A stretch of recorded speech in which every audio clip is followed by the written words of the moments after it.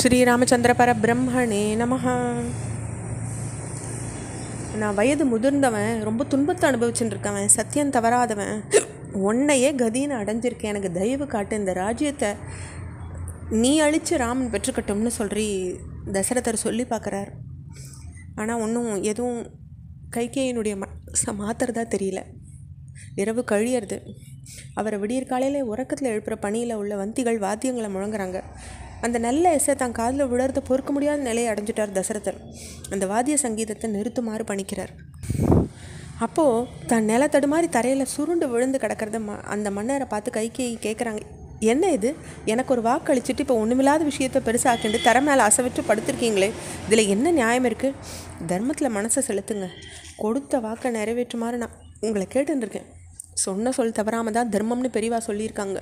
ஓர் எழுத்தான ஓம்ன்றது சத்தியம்தான். அறம், பொருள், இன்பம், வீடுன்ற 4 தர்மமுமே சத்தியத்தில் தான் நிலப்பெற்றிருக்கு.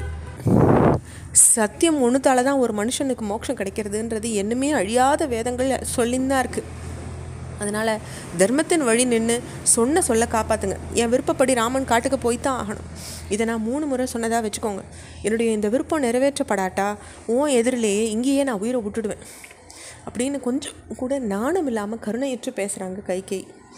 மாட்டு வண்டிகளுடைய 2 சக்கரங்களுக்கிடையே சிக்கின்ற காலை தவிக்கிறது மாதிரி தவிச்சார் தசரதர். அவர் கண்கள்லேருந்து தொடர்ந்து கண்ணீர் பெருகின்றிருந்ததுனால அவரால் சரியாக பார்க்கவும் முடியாமல் ஆயிடுது.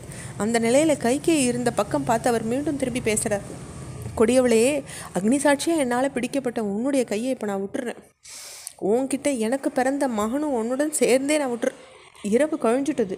சூரியோதயம் நடந்ததும் குலத்துக்கே குருவான வசிஷ்டர் வந்து பட்டாபிஷேக காரியங்களில் என்னை பணிப்பார். பட்டாபிஷேகத்துக்காக கொண்டு வரப்பட்டிருக்க புனித நீர் முதலவற்றை கொண்டு இறுதி சடங்கை ராமன் நடத்தி வைக்கட்டும். கெட்டவளே, கொடிய காரியத்தை சாதிச்சு கொள்ள முனைஞ்சிட்ட நீயோ உனது மகனோ அந்த இறுதி சடங்குகளை பங்கேற்கக்கூடாது. மகிழ்ச்சி குன்றாதவர்களாகவே இருந்துட்டு இந்த நாட்டு மக்களை பார்த்து பழகிட்ட எனக்கு வாடிய முகத்தோடு காட்சியளிக்கிற அவளை பார்க்குற திறன் இல்லை. இப்படிலாம் தசரதர் பேசிகிட்டு இருக்கும்போதே சூரியன் உதயமாறுது. பாவத்தில் மனசில் நில நிறுத்திட்டவங்களும் பேசுறதுல வல்லம் பெற்றவளுமான கைகேயி ரொம்ப கோபம் கொண்டவளா தசரதரை பார்த்து சொல்கிறாங்க, நீங்கள் என்ன பேசின்னு இருக்கீங்க?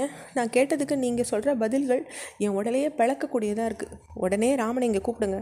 அவனை காட்டுக்கு அனுப்பிட்டு என் மகன் பரதனுக்கு பட்டாபிஷேகத்தை நடத்திட்டு எனக்கு இணையானவா யாரும் இல்லைன்ற நிலையில் என்னை வச்சுட்டு தர்மத்தை காப்பாற்றுங்கன்னு சொல்லிடுறாங்க. சித்த கூட இரக்கமில்லாத ஒரு சவுக்குனால் குதிரை அடித்த போல் தசரதர் உணர்றார். கொடுத்த வாக்கினால் நான் இப்போ கட்டுண்டுட்டேன், உயிர் வாழறதுன்றது எனக்கு இதோட முடிஞ்சுடுத்து.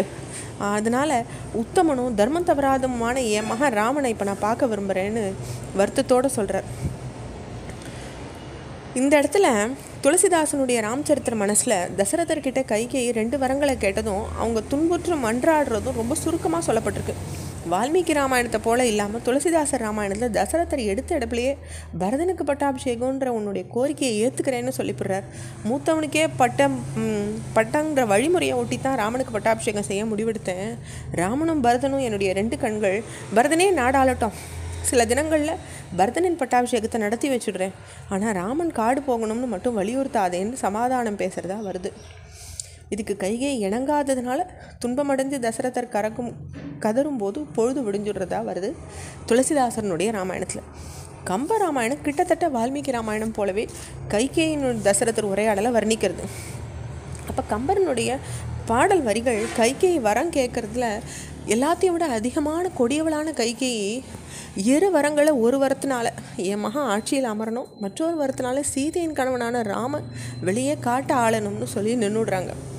ஏய வரங்கள் 2இல் ஒன்றினால் என் சேய் அரசு ஆள்வது, சீதை கேள்வன் ஒன்றால் போய் வனம் ஆள்வது என புகன்று நின்றால் தீயவை யாவை எனும் சிறந்த தீயாள் அப்படின்னு சொல்லிடுறார் கம்பர். இதோடைய தொடர்ச்சியை நம்ம அடுத்த பகுதியில் பார்க்கலாம். ஸ்ரீராமச்சந்திர பரபிரம்மணே நமஹ.